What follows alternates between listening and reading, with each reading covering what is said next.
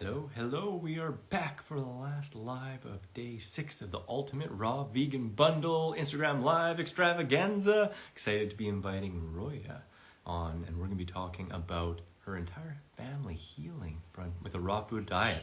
Oh, got a kitty getting her food here. So that's going to be awesome. Just so you guys know, we are both a part of the Ultimate Raw Vegan Bundle. She's got her book, Love Recipes, in there. It's awesome. There's amazing recipes in there you'll really like. And, and the whole bundle altogether is worth $1,850. But just for $50, just until the 11th. That's it.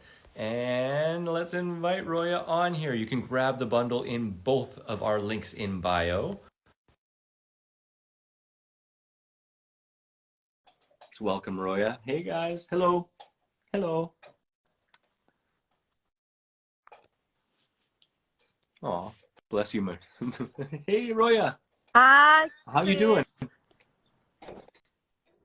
I am fine. I'm so excited to be here with you. You too. You too. It's good to see you. Good after talking back and forth with wiggling our fingers a whole bunch to be a bit more face-to-face and be able to have a conversation here. Definitely. I'm very excited to be here. Blessed that you're here. Blessed by you asking to come on live and talk about this today and share, and for contributing to the bundle. Thank you so much. Thank you for letting me share my story. Absolutely. So where are you right now? It looks beautiful. Yes, this is my yard. This is my favorite tree, a fig tree. Oh, wow, those are nice. Yeah. I'm sitting in my yard and I wanted to show you my fig tree, and I have a pomegranate tree, and I have a tangerine tree, and I have a Washington tree, a Chinese date, and I got a peach, donut peach. We also call it Persian peach tree. Yeah, wow. I could probably show you the peaches. They're so lovely. Oh, uh-oh. The only thing is, it seems where you are, the internet isn't so good, so you're breaking up a bunch. Oh, there we are. Oh, wow. How long until all this is going to be ready and ripe to eat? Very soon. Very soon. Maybe less than a month. It depends on the weather. Am I breaking up? Yeah. It depends on the weather. You are breaking up, so good to get closer to your router, so we make sure you have good internet. How about right now? Am I good to go right now?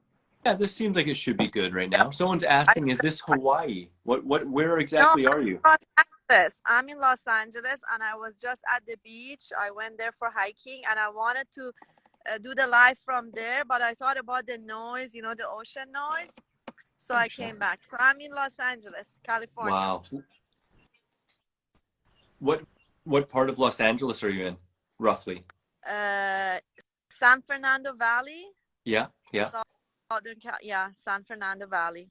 If you're beautiful. Familiar with that. I love Los Angeles. I've lived in LA for about maybe 3.5 years of my life, maybe near to 3.5. Yeah, something like that, maybe 4. But never in that area. I was mostly in Burbank and a bit in Chinatown and a bit in Marina Del Rey and a couple other places.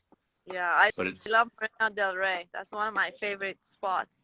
It's pretty darn nice, hey? Yeah, I was really lucky to be there for a while and really close to the Venice Farmers Market, and I was just sucking up all the cherimoyas that they had, and yeah, just loving that whole scene. It's so beautiful out there. California living, it's got a stigma because it's pretty amazing, or not a stigma. It's got a reputation because of it. I go to the farmers market every weekend too. Yeah.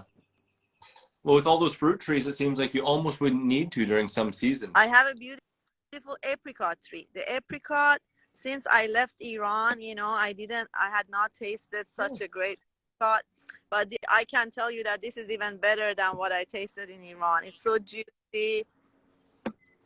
But you're making all of us jealous. You're making all of us jealous, Roya. But a lot of it goes to the birds and the squirrels. Yeah. Yes. Yeah, that's the truth, isn't it? You got to share, otherwise otherwise you're putting big nets and spraying with gross things and stuff like that, and it's kind to have enough to be able to share and just enjoy what you can, right? Yes. Half of my fig tree goes to the birds and the squirrels, and I don't mind. I love that I can share that and give back to the environment. That is Yeah. the spirit of eating a raw vegan diet. We become even more kind to the nature and to the animals. And doesn't mean that everybody who is not raw is not kind, but it just No. same person, but I'm the same person, but more kind, more loving to the nature. And I feel like I belong to the nature. The way that I love this tree. My Instagram tree logo is a fig heart shape. Mm-hmm. It gave me so many heart shaped figs so far, like Yeah. 20, 25, even more. Wow. So I kiss it and it kisses me back with giving me great figs. Oh.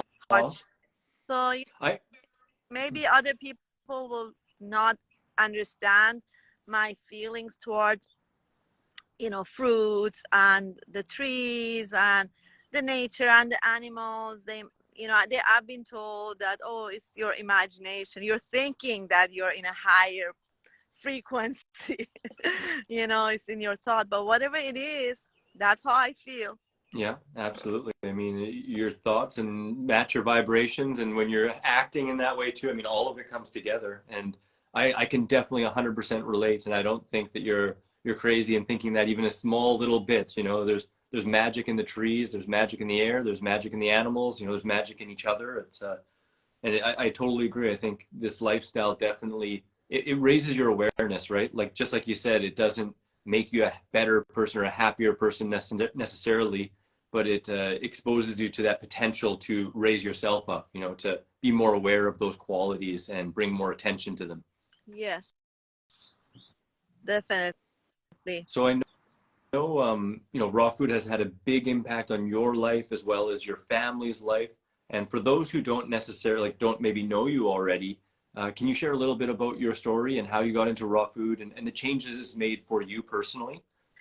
Yes, definitely. I started learning about the raw vegan diet when my husband was facing diabetes and neuropathy. Mhm. So, he started the tingling in his feet and the stabbing feeling, and his feet were getting very super hot, and he couldn't sleep. He had to sleep like in front of the air conditioning, and all night he was up.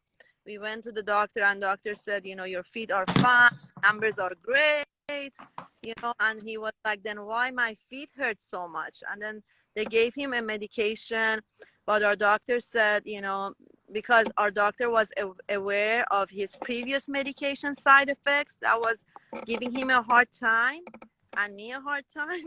So the doctor said, I'm giving you the mildest medication, but try not to take it because this will work after a few days, and then it doesn't take the cause away, but it just for a little bit you're not going to have the pain, but then if you take it all the time, then the pain comes back. And then we were like, wow. Last time when he was taking Zoloft for his high spikes, his blood pressure spikes, that caused him and me, a lot of problems. Yeah. And side effects. We could see the spot, the brown spot on his back, which is from the liver damage. And his memory wasn't so good anymore. A lot of stuff. So when the doctor said take the mildest, I'm giving the mildest thing and be aware of the side effects, we were like, wow, what is this gonna do? So we started searching, and we found out that the neuropathy, because the doctor said this is just part of diabetes, neuropathy, it happens, it's normal. Yeah. So then he said, be careful with your feet, make sure you go to the pedicure, and don't don't walk without special shoes, don't be on your feet all the time. He couldn't drive. When he was driving, his feet were burning, and he was facing a complete different lifestyle because he was very active and he wanted to be in the yard all the time doing stuff, driving. So when this happened, we started both searching about what could be the cause, and we found out that it was neuropathy from diabetes. And then we looked for, is there any solution? Because there was no solution. We had to just deal with it. So I found out, and he found out about the alkaline diet.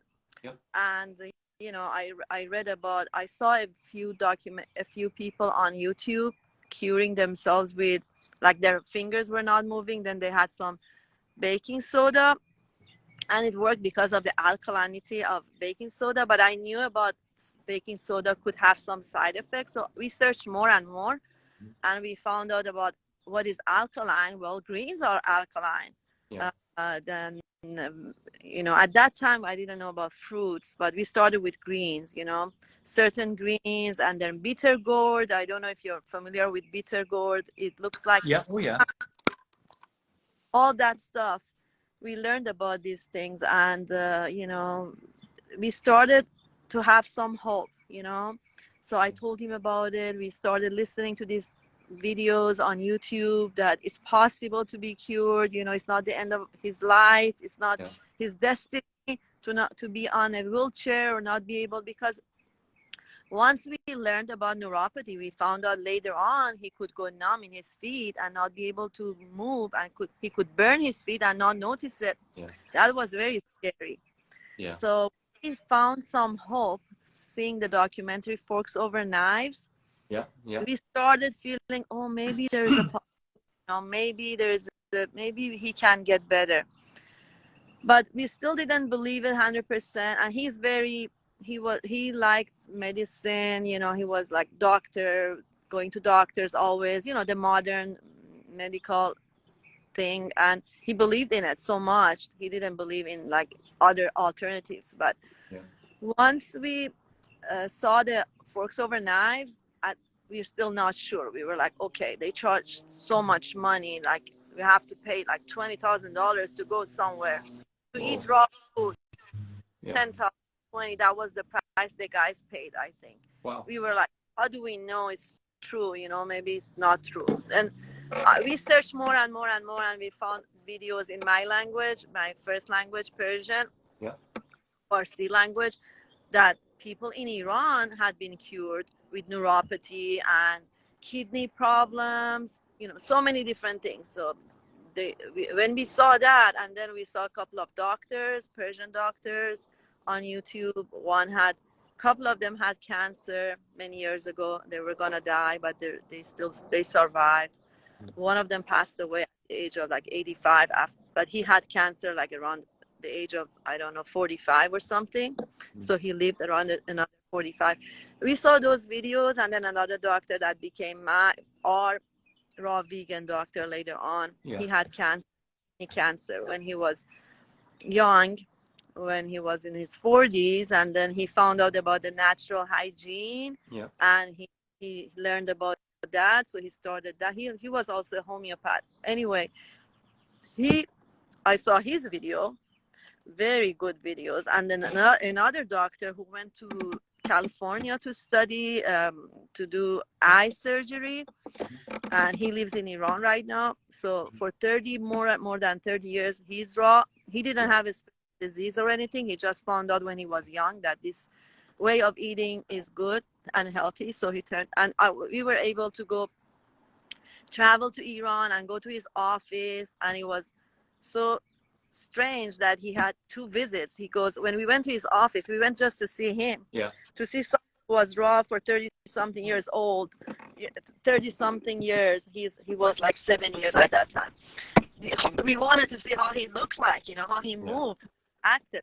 Is it for real? So when we went to visit him, his secretary was like, do you want to visit him for nutrition, or you want to visit him for your eyes? And we were like, kind of both. She said, no, he can only visit you for one of them. Then we said, we came to see him, and okay, nutrition, we're gonna. Then when he found out we came from US, he's like, okay, I will visit you for both situations. And then checked our eyes, and he said, at that time we were raw for like a couple of years, and he said, your eyes are good. The neuropathy, he said, your eyes are perfect, and he told us some stories, and we saw how light he was, how easily he moved around the room. He didn't even use glasses. In his speeches, he says that he was wearing glasses before he went raw, and after that he put them away. What was his name, by the way? What was his name? Dr. Muzaffarpur. Yeah, I'll try to make a documentary if he lets me. I would like to interview him, but the internet is not so well over there. but yeah, I will make at least a video about him if he lets me. Mhm. So yeah, that was his visit. That was very amazing. So we found out that he was giving for nutrition, raw vegan nutrition. He was also visiting people. But going back to my husband, his neuropathy, his diabetes also caused him eye problems. Like he had what do you Cataracts. call? No. I wasn't ready to say this. Um, when a part of your eye, it's a very hard surgery that you do in your eye. I might remember the name later, but I can't remember the name in English right now, not even in Farsi. It's No problem if it does. yeah, the excitement of this interview. He had that if he didn't have surgery right away for those it explodes, like something behind your eye explodes and then it bleeds, and if you don't have surgery right away you can go blind. That's what he ended up having. That is before he went raw. So he had the surgery, but for 3 days he had to not eat his blood thinners.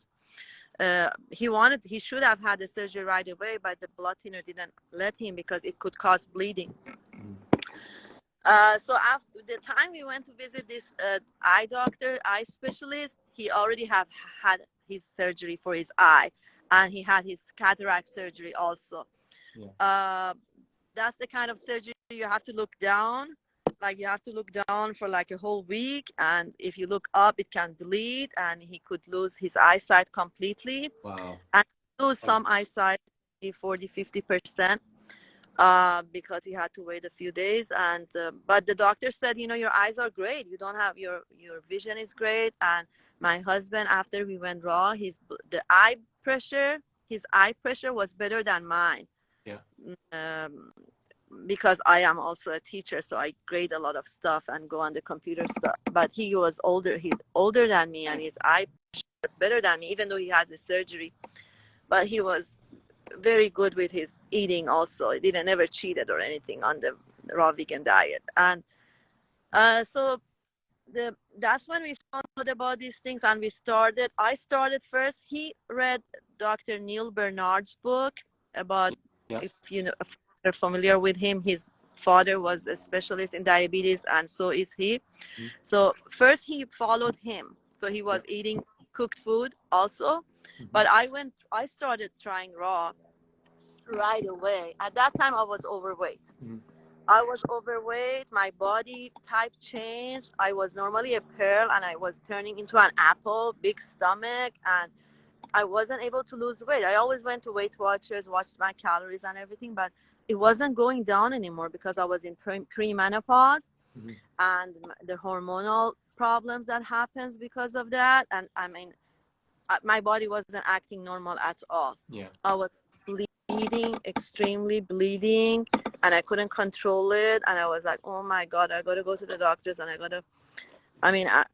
to eat those pills for iron or whatever, hormonal pills or all that. I was facing that, and that was depressing me. Yeah, I bet. Because I also had a heart problem, because I had a dog that passed away, and everything happened after like a couple of years after our dog passed away, because for 2 years we were up all night feeding him, taking care of him, making sure he can go outside, all that stuff. So we were not cooking at home all the time. Maybe we ate too much turkey or sodium or whatever it was. No time for exercise.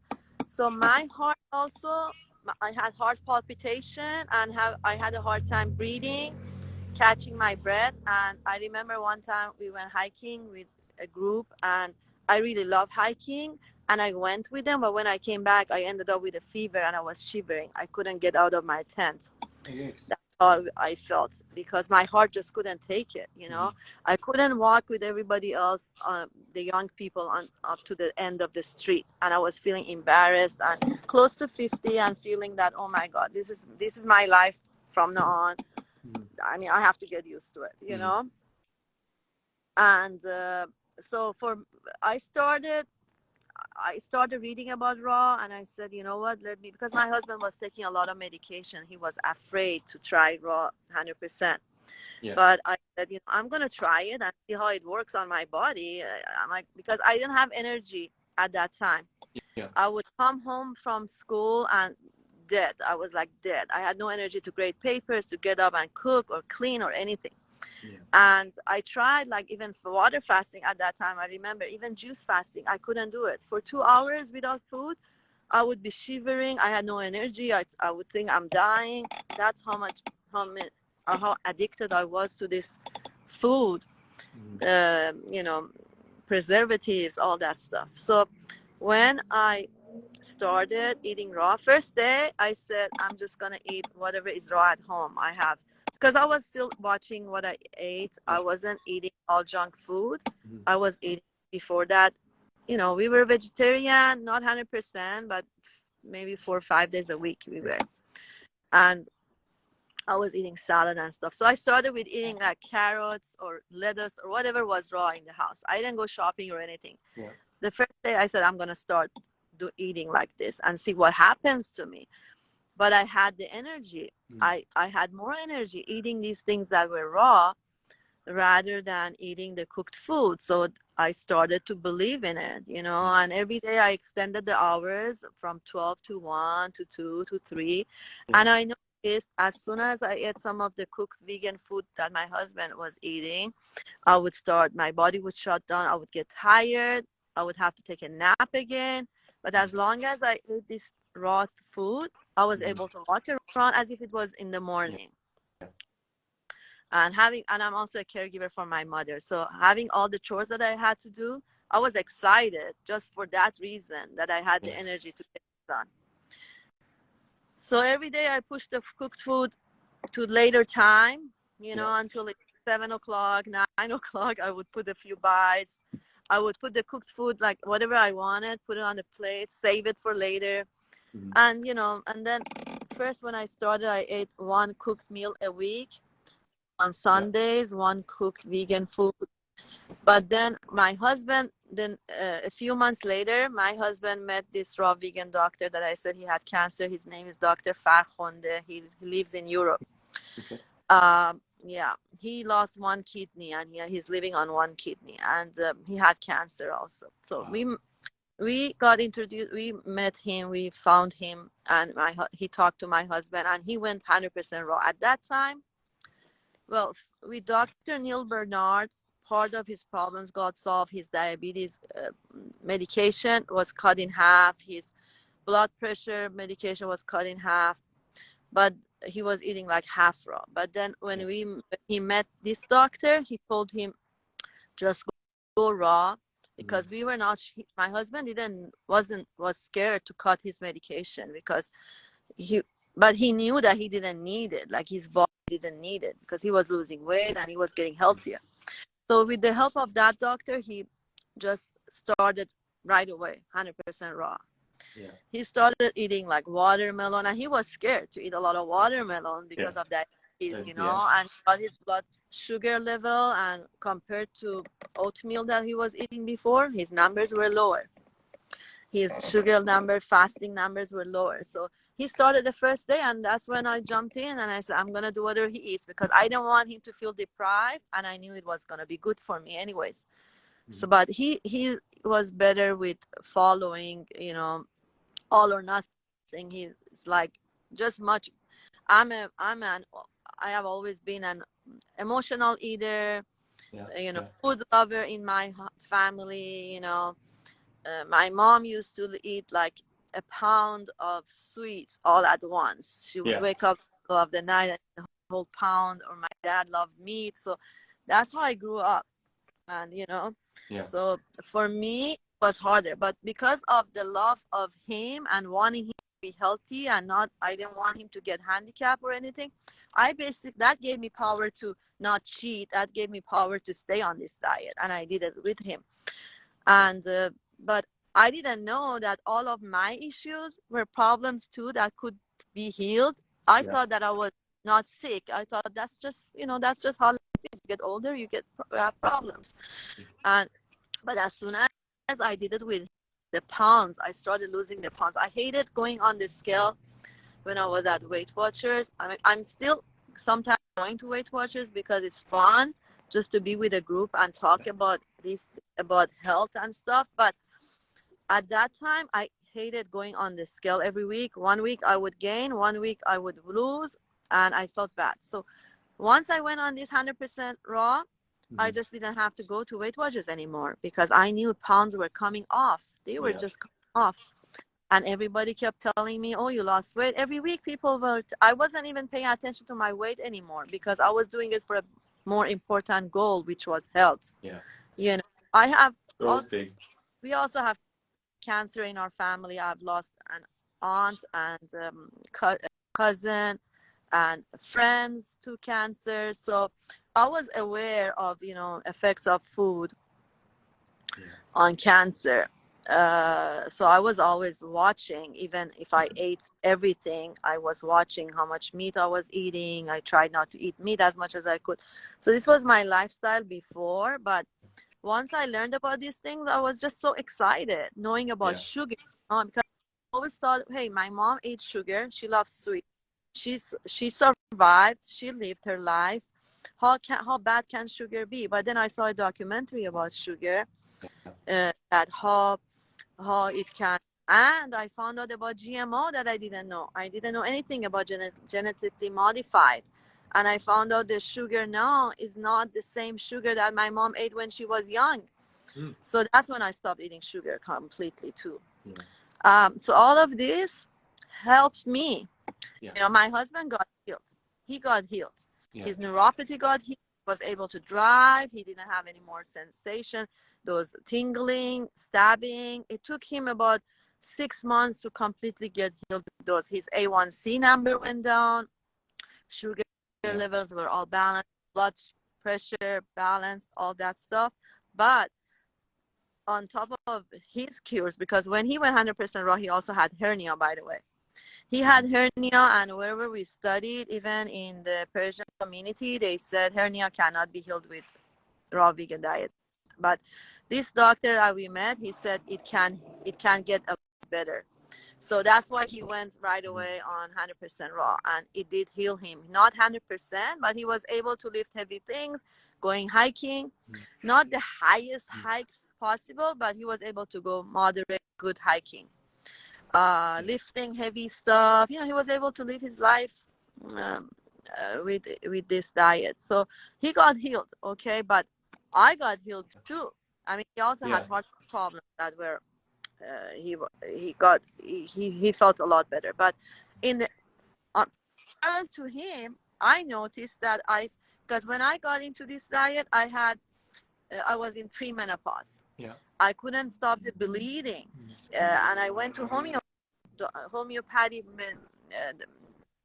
pharmacy, and I bought a lot of organic supplements and some drops that helped me stop it from getting worse. And they were expensive. We had to pay like $250, $300 a month for our supplements. Wow. But it was hopeful. But when I went on this diet, on this food lifestyle, I just didn't feel it anymore. I don't even remember how I got healed, when I got healed. It just happened so quickly. Maybe it took me 2 to 3 months, but no side effects from premenopause. And after that, I flew through menopause because I saw all my coworkers after menopause. They would come to my room, like my assistants. They would say, turn on the air conditioning because we are hot. They were getting hot flashes. And many of my friends have to remove their parts of their body because of the hormonal problems, and that gives older women hot flashes and all that. I knew about these things.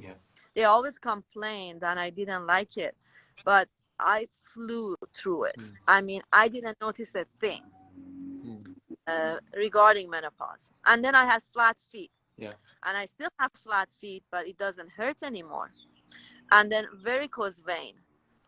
When I gained weight, my varicose veins were hurting me more than ever. I used to be a hairdresser before, and I had a hard time standing on my feet. I would wear special nylons to keep my veins together so it wouldn't hurt that much. But when I gained weight, like before I started raw, I wasn't even able to take care of my guests, bring them tea or stuff. That 30 minutes on my feet was very, very painful. I didn't know what to do. Mm-hmm. That went away. And then I also had spare heels. Mm-hmm. Spare heels, SPUR, I think it's spelled. I didn't know what to do with that. That was another thing that came. Yeah. And I had to do a surgery of it. wow. I mean, somebody told me bang something hard and massage it with hot water. I did everything that I found on YouTube, but nothing helped. But it went away. I had a hard time walking. That's how bad it was. And then I had the finger toe, like the second one was one time I twisted my toe, and then in the bottom of that toe finger, it got broken. Something broke, and yeah, when I MRI, they told me it's like naturally you were like this. But I was like, all my life I was walking on it fine until I twisted my toe. After I twisted my toe, it started hurting so much I couldn't walk. My ankle was hurting because of that. My knee was hurting. Please let me know if I'm talking too much. Whenever you want me to stop. I don't want to go too long. No, it's good. But I had it's good. things. Yeah. My knee was hurt. Like I couldn't pull myself up in the camper truck that I have because of the knee problem. I couldn't. Yeah. You know how when you go swimming, bring yourself up to the side, you pull yourself up. I couldn't do that. There were so many things I couldn't do anymore. Going up the stairs, I had a hard time because of my knee pain. All of this got healed. But the one that was broken, my toe, that was really amazing, because even when I went to Iran, I had another MRI, and the doctor said you have to have surgery. But he said you can try like putting a popsicle next to it and try it and see if you can live with it for a little bit. And I did that, and I ate this way. All of these combination together. After that, I went to the doctor, and he said, "How is your toe?" And I said, "My toe is fine." He goes, "I'm glad you didn't have the surgery, because when it gets better, many surgeries don't come out well. They don't come out nice, and we never know which one is good, which one is not. Before we do it, we don't know if you're going to be a good surgery or not. So I'm really excited about all. I was a lot also. That went away. Yeah, the snoring thing went away. If I eat raw, which I do, it's not there anymore. But what else I had? My heart palpitation, no problem. I have thick blood. My mom has that too, because my mom also had atrial fibrillation. She was taking medication, blood thinner. She's not taking blood thinner anymore. Yeah. The story of my she's mom on the raw food too. Yourself, your husband, and your mom. Me, my husband, raw fully. My mom, okay, there was a time, the same time that we started raw, a year later, she was dealing with anemia and she always had kidney problems. 22 years ago when she came to me, she was 7 years old, and she had many issues. I was taking her to doctors 4 times a week. She had everything you can think of, she had, but she didn't have diabetes, and she was starting to have high blood pressure, but I found out about preservatives and cooked food, so I always made her food so she didn't have blood pressure. But she had a lot of other pain. She's very sensitive to pain. She cannot tolerate pain. So it was hard. When I started learning about these things, I said, well, maybe I can use it on my mom. And our raw vegan doctor said, no, leave her alone, because she also has mild schizophrenia. She has hallucinations, and he's like, leave her alone. But I was like, no, I have to. When I know these things about healthy food, I have to give it to my mom too. And it wasn't easy, because she was going to daycare. And I tried to pack her food, and I called them and I said, give her these fruits first, then give her the sandwich later, because over there she was eating, they gave her healthier food. Like they said they were giving her food for elderly, but it had sodium. It was like chicken nuggets that are frozen, and a lot of like white bread and all that stuff. So I started giving food to her to take, like make her a lunch bag to take to work, to school, to daycare. But it's hard for them, because she had to go, this kind of eating makes you go to the bathroom a lot. And a lot of people don't like elderly to have to use the bathroom a lot, because cleaning and helping them is harder. So eventually my raw vegan doctor said, you know what, bring her home so you can give her better food. Yeah.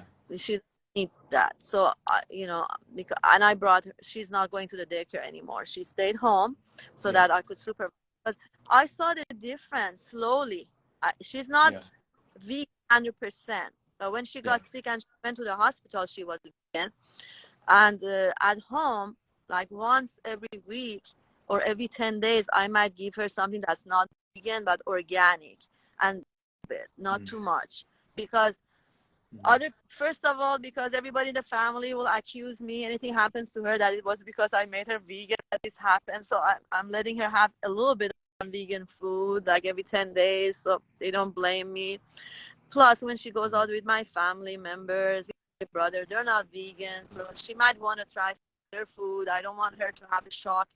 So mildly she's eating that way, but I started giving her raw food until 4, until 4 fruits, and then very healthy bread, like sprouted, organic. Not always, but I even noticed when she had knee pain and I cut that bread, even the organic sprouted bread, her knee pain went away. So I introduced it to her, and then she has one cooked vegan, very healthy, watching the food combination, for dinner, which is hard for her because she's used to her traditions and stew over rice, mixing. She still asks me, when I try to watch food combination, she doesn't like it, but I keep reminding her, Mom, this is what you need for your pain, for your inflammation, all that stuff. So she got a lot better, up to a point that she was walking even without the cane. I had to remind her, Mom, take your cane, use your cane all the time. She started walking. She started getting happier.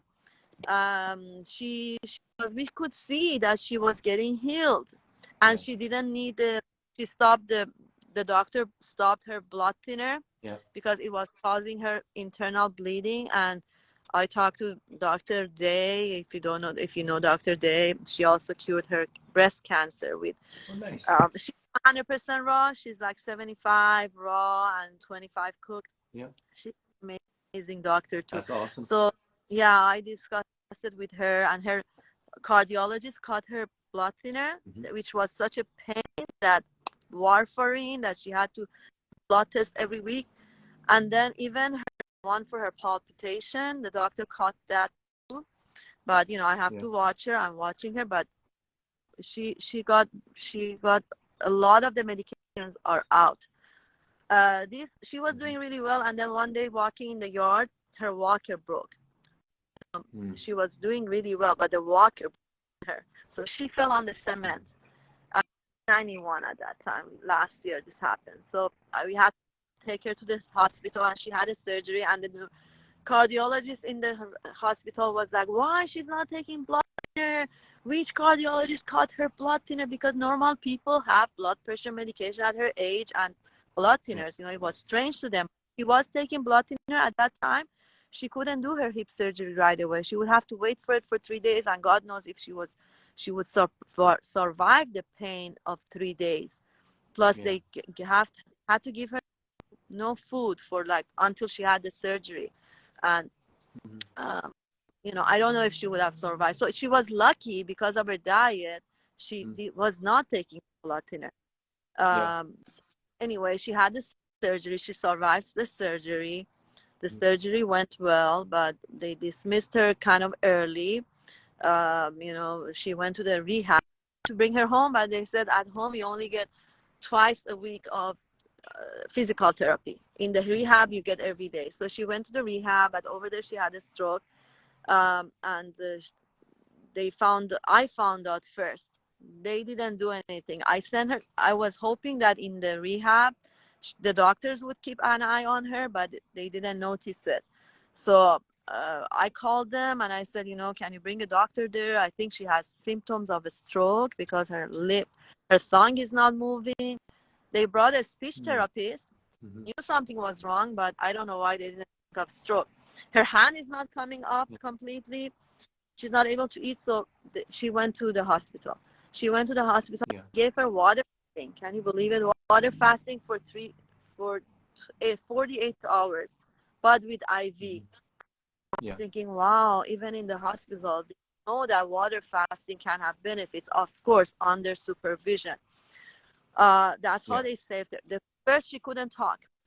She couldn't Yeah. talk in the hospital. She couldn't drink water, food. And they were going to put a tube in her nose to feed her. They Yeah. said, she's not able to eat and she's not able to drink because she's choking. She was choking. But they didn't know about the power of eating fruits, that fruits have so much in it, And I wanted to give it a try. And I said, you know what? Let me give her fruits. If she eats fruits, she's surviving. It's enough for her to survive. But of course, while she was in the hospital, she was 100% vegan and mostly raw vegan. I can say 80% raw vegan. And I was bringing her food twice a day to the hospital, which was a struggle. It was easy. But I brought her like the apple pudding. Like I mashed the apple with some dates. I brought her a lot of juice. Juicing before she had the stroke. I was bringing her juice all the time and all that stuff. But after the stroke, I had to fight to be able to give her the fruits. And I found out that when I put the fruit in the freezer, like an ice cream we make, like watermelon has a lot of water. Yeah. But she couldn't drink it because it would make her choke. But I put it in the freezer and it became like ice cream kind of, and she could swallow that. So slowly I fed her a little bit of fruits, and since doctors saw that, okay, she's able to do it, they said, okay. They said, okay, give her the food. But for water, she wasn't allowed. And they did a couple of tests on her to give her permission to drink water. And I was like, these things have so many side effects. She can't, because even before she wasn't drinking that much water, she was eating a lot of fruits, maybe 1 glass of water. But before she went on this diet, she was drinking a lot of water when she was eating a normal. So they didn't know about these things, but I had to argue with them, argue with them. Like, okay, this is what I know. I know fruits have a lot of water. You just let me give her fruits. She'll be okay. So finally, I told them, I'm her power of attorney. She doesn't need this test because it's going to make her body more toxins and more itchy and give her allergies. And I know when I bring her home, she's able to eat this food. But they made me feel really bad. And they said, you want to kill her and all that. And I said, okay, whatever she wants. She's there, ask her. So she did the test and they didn't give her permission to drink water. Finally, to make the long story short, we were able to bring her home. So I asked them to remove the IVs and all that stuff. And they did, but they were scared. They were like, she's going to die. You're going to kill her. She's going to get dehydrated over the summer. And I knew she wasn't going to die out of dehydration as long as she's eating watermelon, or any fruit, oranges or other fruits. Anyway, we brought her home and I gave her that frozen. But of course, I got some stuff like, I forgot, the things we use in cooking of raw food or cooking of vegan food that makes the water more solid, kind of jelly-like. Like chia seeds or... Yeah, chia seeds, flax seeds. There's another one, something husk. Psyllium husk? Something. It's from the ocean and it has a lot of nutrition. Irish moss? Yes. Yeah. I learned about that and I would put that in her fruit and make it a jelly-like because that's the way she was able to eat. So anyway, I gave her that and one day she was like, I want water, And I gave her a couple of spoons and she was able to swallow it. And she goes, no, give me the cup of water, I gave it to her and she was able to drink it. And she's like, don't give me the puddings. I want fruits like that. I want the banana like that. And I started cutting it and she's, knock on wood, she's able to eat. I'm just grateful. For the past year, she has been able to swallow food and eat food because what kind of quality of life it is when we are not even able to enjoy food and get food through our nose. I mean, I'm grateful that she's, she is not the same way as she was before she had the stroke. Her fingers are not perfect. She needs help, but she's able to walk. She's able to walk to the bathroom. She's able to walk outside. She's able to come with me to restaurants. Yeah. She's you know, I'm happy about that.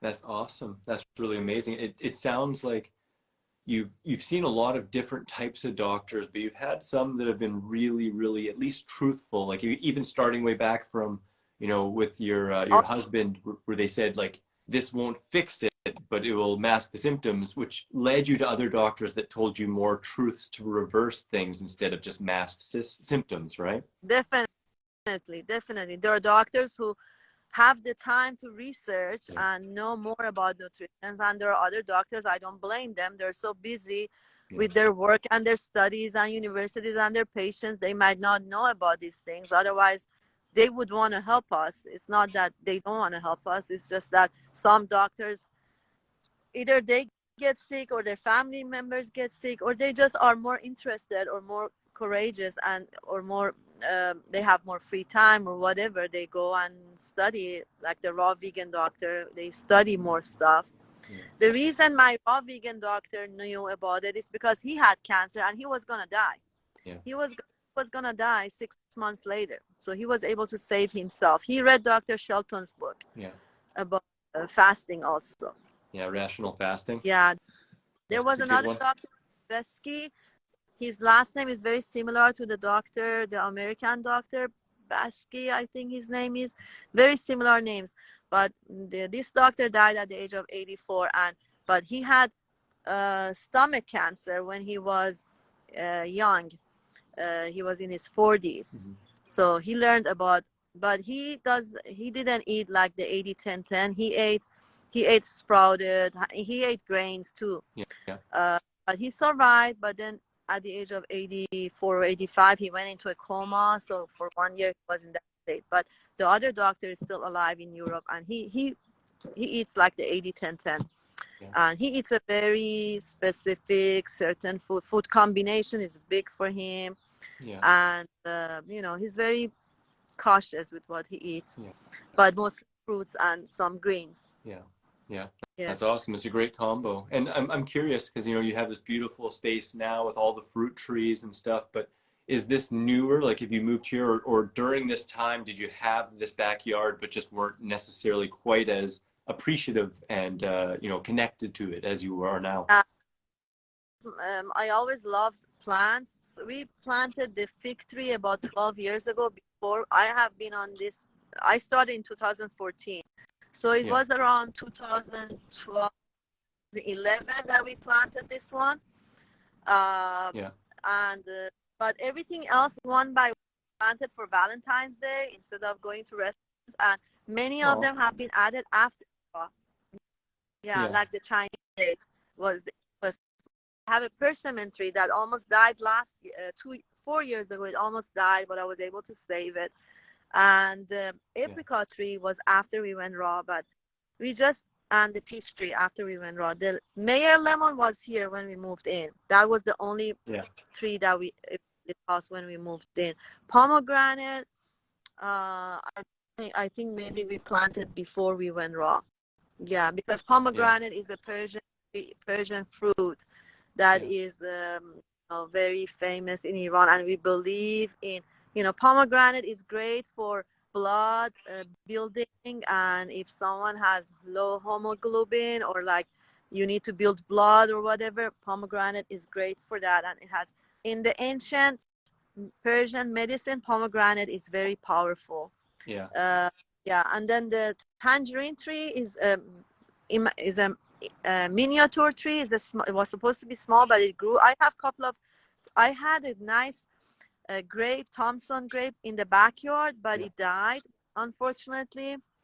And I have a Washington tree that's a miniature and it's small. But, sometimes people come, I like the fruits ripe. You know how we all want to eat them ripe. We know it tastes better and they have more nutrition. And, this is my best opportunity to eat ripe food, ripe fruits. But when people come and visit me and they see that all my tangerines are on the tree, and people pick them right away, because a lot of people believe the sooner you pick them, the more they will grow for next year. But I don't care. I want them ripe. I don't care if next year I won't have any tangerines. I like them You're in the moment juicy. right now. Just I want the right, perfect stuff right now.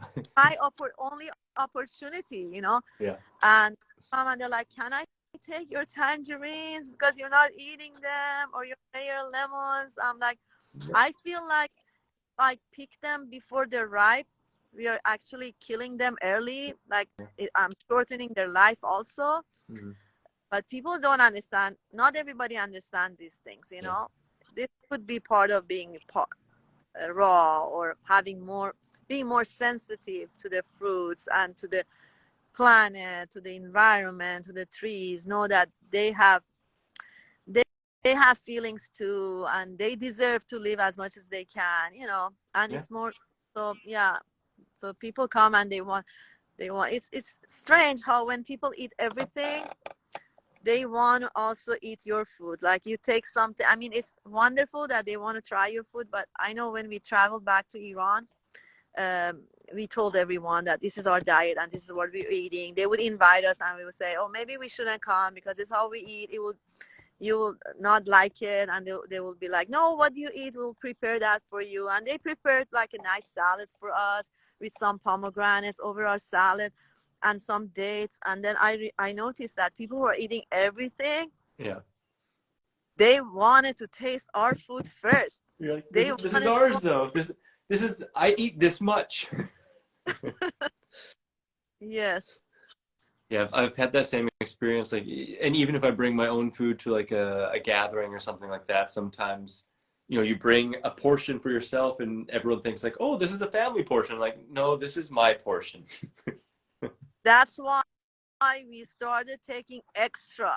If Yeah, we ate it, if we didn't eat it, we would bring it back. But it's better to have extra and not to always, go over there.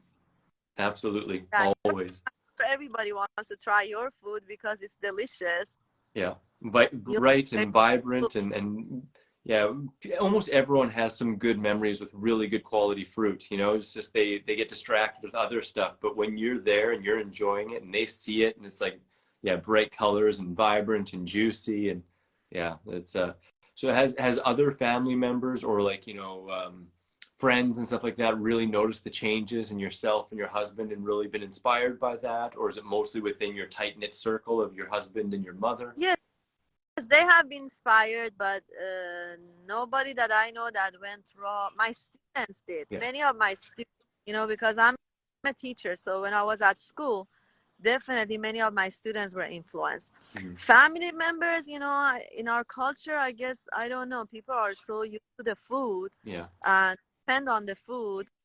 Um, but they get interested, they read about it. Some of them already eat a lot of greens, like many of them already eat a lot of greens, but to be eating like us, no. I remember, like, we had a couple of relatives coming here, we told them this is what we eat. Mhm. I mean, be ready, and they go, okay, we're gonna try eating like you. Yeah. And maybe the wife tried, the husband couldn't, or they tried but they wanted, sometimes they crave their like bread, or they would have something in the morning. Mhm. Yeah. Yeah. But people that I have been able to influence more are mostly my students, I think. Yeah. Yeah. And Yeah. the people in the Persian community, the Mhm. people in the raw vegan community of Iran, because we have a big community over there. We have live sessions every day, like at least Yeah. 4 or 5 every day that you can join and talk. And people who are sick come in there and they talk and they ask for help. And people who have been healed, they come and talk. Yeah. So over, I have been able to influence a lot of people who want to stay raw, but being 100% raw is not easy. It's not an easy task, especially when everybody else in your family is eating cooked food and you have to cook for them. you know but there are people who are doing it. Yeah. Yeah. I've heard that a lot actually, and been asked to come out there on a little bit for festivals and fun stuff like that at some point, but and always told that there's really good quality foods, fruits and vegetables, and dates especially, and a bunch of other ones, of course. But Yeah, that's I awesome. think It sounds I've been, too like go ahead. I'm sorry, I think I have been able to influence them in bringing some raw food into their life. like eating more Yeah. fruits and maybe eating 1 or 2 portions of raw, but trying Yeah. to help get 100% raw in the family, I haven't been able to. I had a struggle with my brother when my mom was in the hospital because he didn't believe in these things, but he saw how slowly my mom got healed. So Yeah. yeah. I mean, that's really all we can do is just lead by example and shine as bright as we can and enjoy this life as much as we can. Because, you know, if it plants a seed and people start adding a little bit more fruits and vegetables into life, that's a win in of itself. You know, it all goes in the direction towards health to add more. By the way, I ended up losing 58 pounds Dang. because of this. And at 2 o'clock, like in 4 minutes, my recipe will go on. It will be showing on Chef AJ. Nice. Uh, and Which recipe are you doing again on Chef AJ? I'm gonna be doing the cold soup. It's Yes. made with. Mm-hmm. The cucumber soup, right? Yes, that's a Yeah. Persian traditional soup. Yeah. Yeah, and then I'm also gonna be live with another friend of mine here in the bundle, Alena. Okay. Alana, Yeah. Awesome. yes, Yeah. at That's in awesome. 2 minutes, in 3 minutes, Oh, I three think. minutes. Okay. Well, we should probably wrap this up then. Well, I really appreciate chatting with you and you sharing your story. And I'm sure it's inspired a lot of people. It's awesome that not only yourself, but your husband and your mother are seeing so many benefits with the raw food lifestyle. And it sounds like you've been able to kind of lean on each other a little bit and help each other out in the times when it's a little bit up and down with wanting to do the diet or not. And that's amazing. Thank you very much. It was a pleasure for me being in this interview with you and talking to you today. Such a pleasure. Absolutely. And thank you also for contributing to the bundle. And just so everyone knows, we're both a part of the bundle. We have our newest books in there, and you can go grab the bundle in Roya's Instagram here. It's Raw Fruity Miracle with dots in between. And you can probably click it up here, hopefully very easily. Yeah. But definitely give her a follow and enjoy Fruity, the bundle if you haven't. fruity Sorry? dot miracle. Fruity. Fruity dot miracle, and I have a pizza recipe in there. I have a banana chocolate stick. Yeah. I have fruit rolls that you can also make a wrap with it. I have cakes. I have papaya cake. I have some Persian recipes, Persian ice cream. I have raisins, cookies, Persian raisin cookies. I have fesenjoon. That's a Persian stew Oh, nice. with custard. Yeah. Yeah. I have another Persian dish tachin that has some mulberry in it. If Ooh. I'm pronouncing it right, yes, those little red ones, they have a lot of nutrition too. Yeah. Yeah, they're very good for you. And please check that out. And I'm sure you're gonna love Chris's ebook. He's a great chef. Everybody knows that. Oh, bless you. Your recipe book looks very, very beautiful, and that pizza jumped out right at me too. And there's many recipes in there that look really awesome. I'm sure a lot of people are going to enjoy that as well. I like your cakes too. Thank you. Yeah. Well, Use them.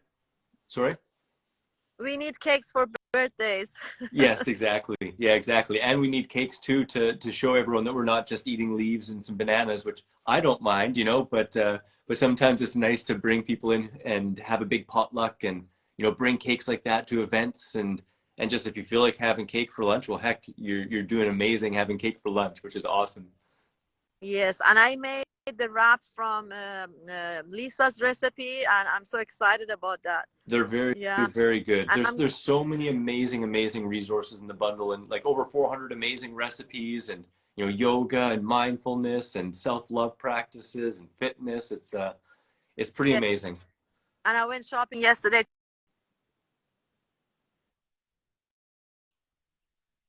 Oh, nice. Nice. Yeah. What are you gonna make? I'm gonna make something that Lisa made. I think it was made with bell peppers, and it had stuffing in it Yeah. with coconut. Yeah. I want to make yours, the rolls. Yeah. Those Spring spring rolls. rolls. Yeah. Yes, I'm starting with these two. Oh. And I'm some sweet potato wraps. I Ooh. haven't had sweet potatoes in a long time, maybe once since I went raw. Yeah. So I'm excited to try them. Oh, I'm excited to see and to hear how you enjoy them as well. Some of those are on my list as well because I haven't had sweet potatoes for a really long time, and I'm excited to see if you really like the spring rolls. When I made them, I was very, very happy with them. So I hope you are too. I'm sure I will enjoy it very much. Awesome. Very nice talking to you here today. Thank you so much. You too, Roya. Thank you so much. I appreciate you a lot. And thanks for reaching out and joining us and sharing with your open heart is definitely a pleasure. And I hope that your next live goes really well too. Thank you so much. Have a great day. Thank you, Roya. Bye-bye. See you guys. Thanks so much for joining us. Bye-bye.